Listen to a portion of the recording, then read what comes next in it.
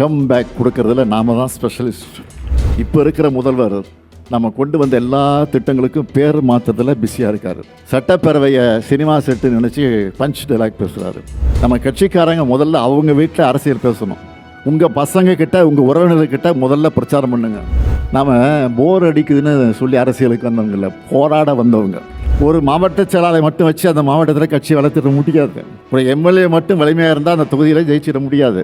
ஒவ்வொரு தொண்டனும் ஒரு நிர்வாகியாக செயல்படும் போது தான் இயக்கம் வளரும், இயக்கம் வாழும். இனி வரும் நிர்வாகிகளுக்கு அந்தந்த பொறுப்புகளுக்கு ஏற்ப வயது வரம்பையும் பதவி காலத்தையும் அறிமுகப்படுத்த போகிறோம்.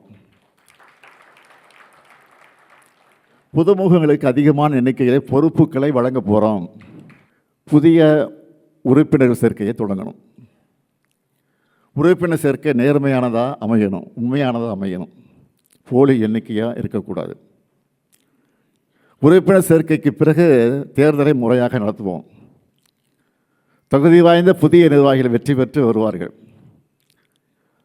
நியமனங்களாக இல்லாமல் தேர்தல் மூலமாக ஜெயிக்கிறவங்க சிறப்பாக செயல்படுவாங்க. எனக்கு நம்பிக்கை உங்களுக்கு மட்டும் இல்லை, எனக்கும் இருக்குது.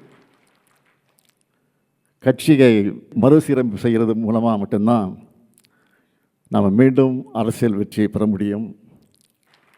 எவ்வளவு விரைவாக முடியுமோ அவ்வளவு விரைவாக கட்சி சீரமைப்புகளை செய்யணும். அதுக்கு முதல்ல நமக்குள்ள மனமாற்றம் வர வேண்டியது அவசியம். மாறுதலுக்கு தயாராகாமல் வெற்றி பெற முடியாது.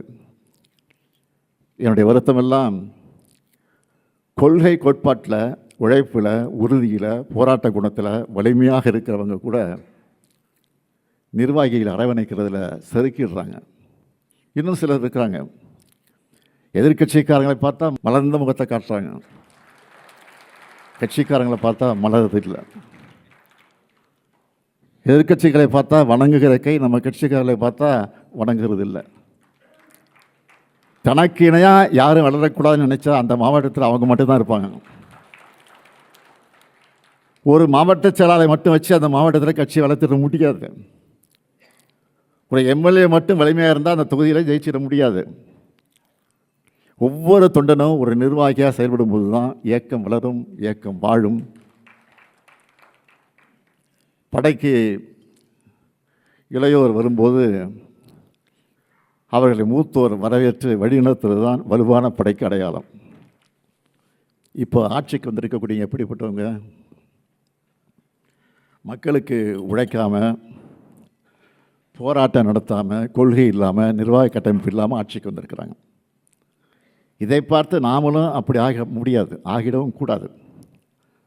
அந்த மாதிரி நாமும் கட்சி நடத்தலாம்னு நினைக்கவே கூடாது. நாமெல்லாம் நிரந்தரம். நாம் போர் அடிக்குதுன்னு சொல்லி அரசியலுக்கு வந்தவங்க இல்லை, போராட வந்தவங்க. வெற்றி தோல்வியில் நம்ம இயக்கத்தோட வாழ்க்கையே அடங்கி இருக்க போகிறதில்லை.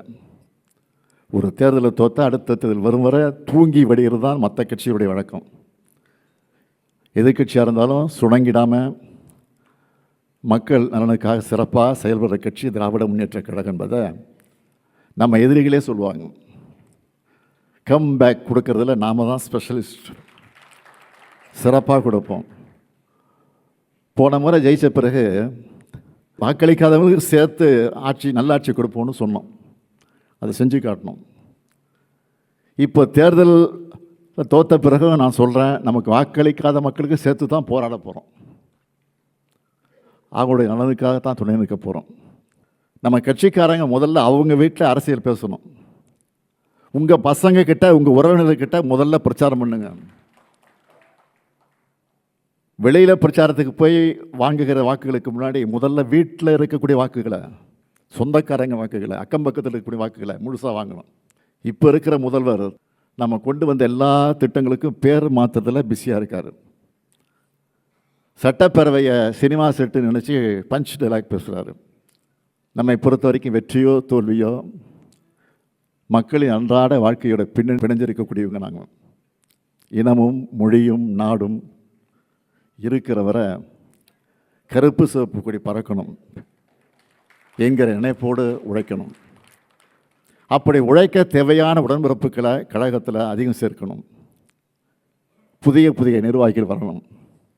எல்லோரும் சேர்ந்து உழைப்போம்.